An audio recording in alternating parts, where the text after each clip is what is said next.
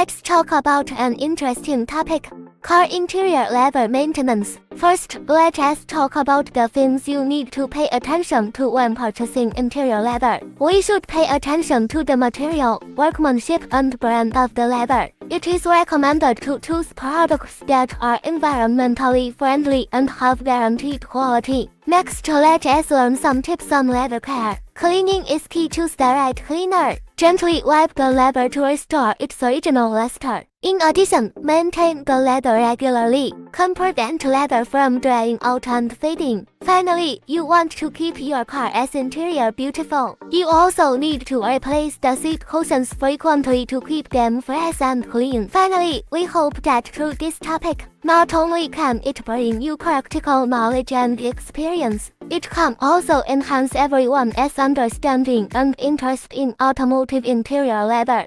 Our company mainly produces various types of automotive interior leather. If you have purchasing needs, please contact us.